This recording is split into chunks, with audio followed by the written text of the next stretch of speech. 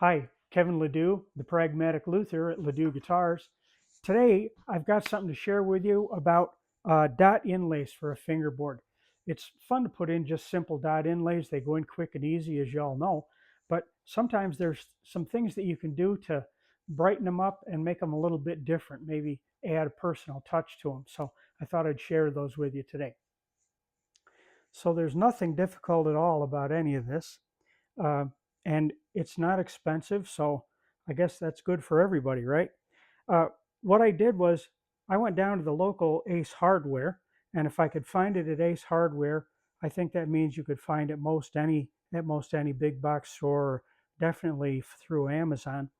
Um, I bought some brass tubing, and it wasn't too expensive. I think a couple of 12-inch lengths of this was maybe $5 or $6, might be more, but even at that rate, that's pretty cheap. Uh, and I chose 3/16. I'm not one for large inlays, large dot inlays in a fingerboard, so I like smaller. This is 3/16, I believe. Yep, it is. And what's nice about this is the interior dimension is just perfect for a 4 millimeter pearl dot. I hope you can see that okay. That's a black pearl dot in there that makes a nice contrast. You could use anything you want with respect to pearl, but a 4 millimeter dot works real well.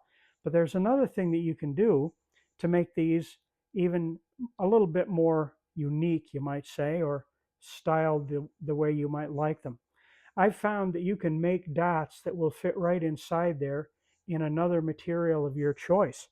Um, you can use wood or you can use pieces of acrylic. So I'm going to take you over to my drill press in a minute and show you how I do that. But before I do that, I want to show you the end of this rod. This may be a little difficult to see, but what I have done with the end of this same brass tubing is I took a knife edge needle file and I set this up in the vise, and I just filed across that in 3 or 4 different places to create some very, very crude teeth. Now, admittedly, this being brass, this is very soft. You're not going to cut pearl with this. You're not going to cut any other metal, of course, but you can get away with cutting a surprising number of pieces of acrylic with this, or you can cut wood with it. And once you cut a dot, you can take it out of the drill press and slide a 1/8 inch rod right through there and push that right out, whatever you've made out of that. So this is real simple. I found as you have this in a vise to cut file teeth, or to cut it with your file, uh, lean the file a little bit to the left. That way when it rotates, it's a little bit more like a sawtooth. So it works pretty well. Let's go over to the drill press and I'll show you what I mean. So I've got my cutting tool chucked up here in the drill press, and I've taken some red acrylic. I'm using a red acrylic because it'll match the rosette and purfling around a guitar I'm doing. So I've selected this. As I mentioned, you could use acrylic. Many of you have seen the pen maker's blanks that I use for different decoration. And you could use bits of wood.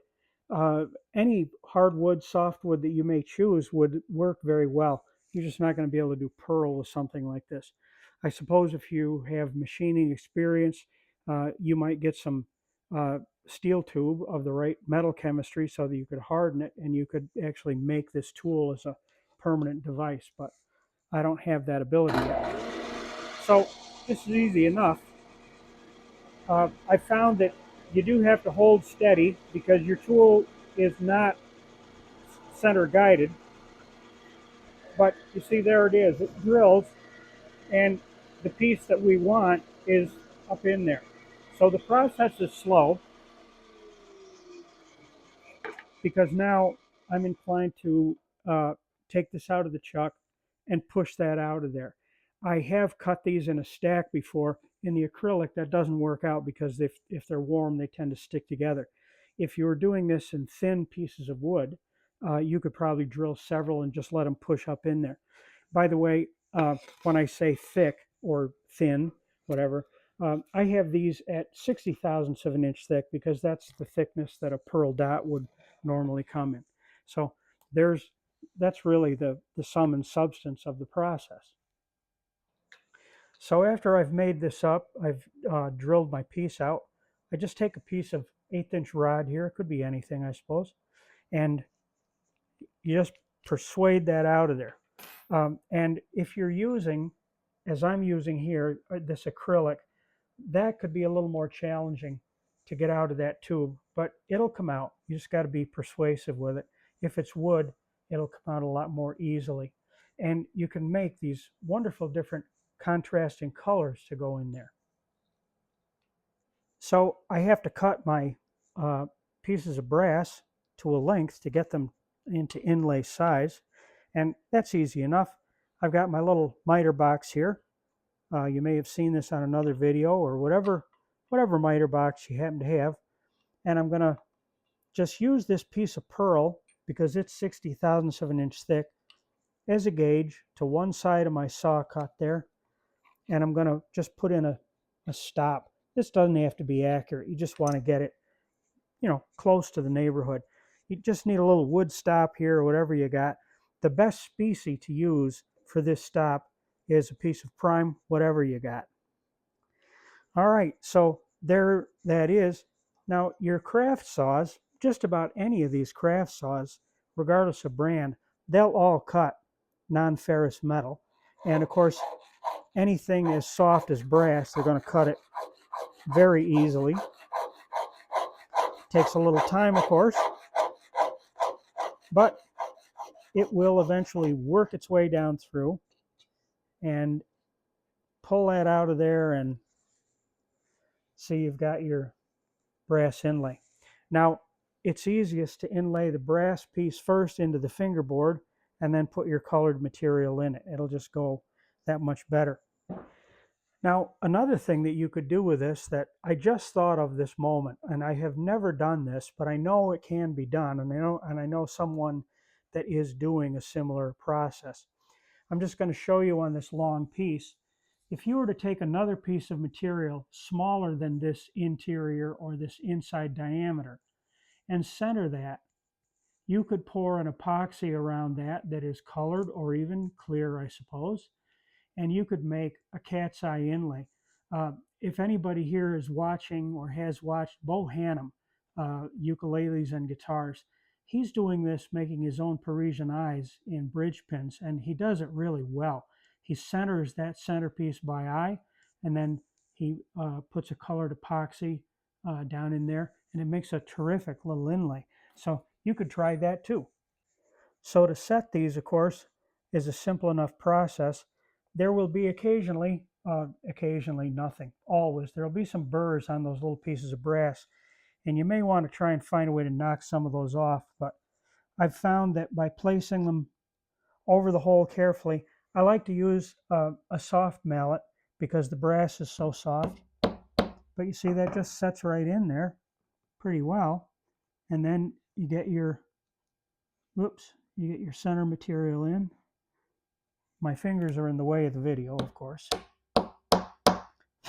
And see that little splash that comes off? That's all right. That's just around the edges of that acrylic.